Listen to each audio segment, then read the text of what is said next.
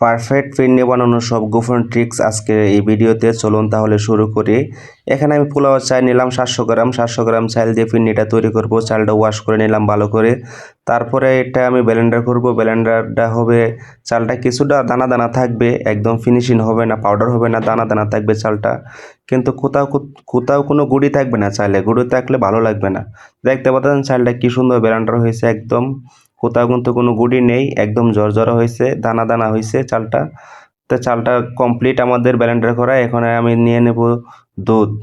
এনে 700 গ্রাম চালের জন্য আমি 5 কেজি তরল দুধ ব্যবহার করব।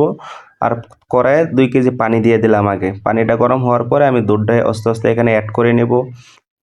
আস্তে আস্তে সবগুলা দুধ আমি এখানে অ্যাড করব। দুধ অ্যাড করা শেষ আমার, এই পর্যায়ে আমি দিয়ে দেবো কিছু দারচিনি, কিছু এলাচ, কিছু তেজপাতা। দেখতে পারতেছেন এখানে অল্প অল্প করে ইউজ করব, বেশি দিলে গ্রান বেশি হয়ে গেলে খেতে ভালো লাগবে না। তো এখানে আমি 100 গ্রামের মতন গুঁড়া দুধ ব্যবহার করলাম।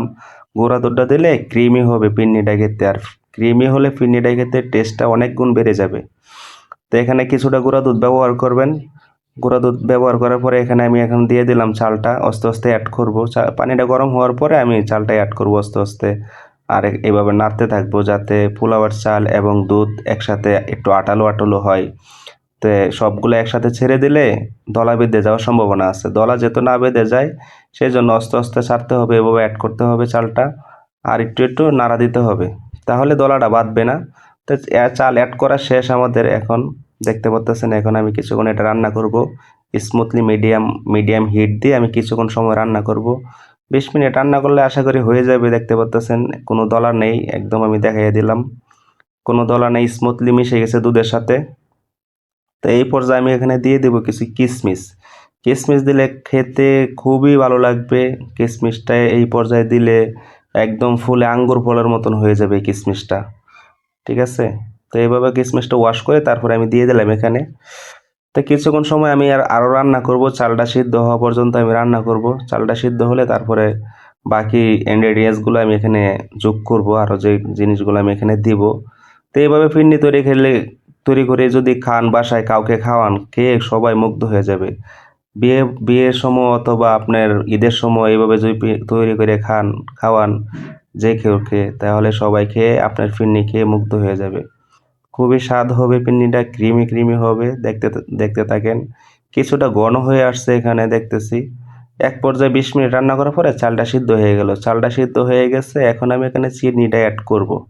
তো চিনিটা যার যার মতন অ্যাড করবেন। আমি এখানে 1 কেজির মতন চিনি অ্যাড করছি। চিনিটা আপনারা মিষ্টি অনুযায়ী যে যেরকম পছন্দ করেন ওরকমভাবে অ্যাড করে নেবেন, তাহলে হবে।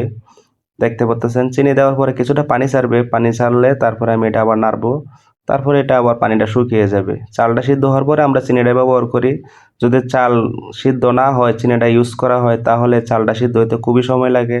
আর চিনি না দিয়ে রান্না করলে তাড়াতাড়ি সিদ্ধ হয়ে যায়, এই জন্য আমরা চিনিটা পরে অ্যাড করি এখানে। তো দেখতেছেন একদম কি টেক্সচারটা হলো ঘন, একদম ক্রিমি ক্রিমি হয়ে গেছে পিন্নিটা। এই পর্যায়ে একদম কমপ্লিট হয়ে গেছে আমার পিন্নিটা। আর একটু রান্না করব আমি, যেহেতু চিনিটা দিয়েছি মাত্র।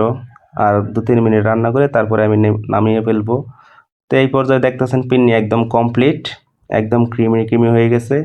এই পর্যায়ে যে আমি কিছুটা ঘি ইউজ করব এখানে। ভালো মানের ঘিটা ইউজ করবেন আপনারা, তাহলে ঘির সাথে খেতে পিন্নিটা আরও স্বাদ বাড়িয়ে দেবে আপনার এই পিন্নির। ঘি দিলে পিন্নির স্বাদ আরও বেড়ে যাবে। তো এখানে আমি 2 চামচ পরিমাণ, আমাদের এখানে বড় চামচ ছিল, ওই চামচে 2 চামচ পরিমাণ ঘিটা ব্যবহার করব এখানে।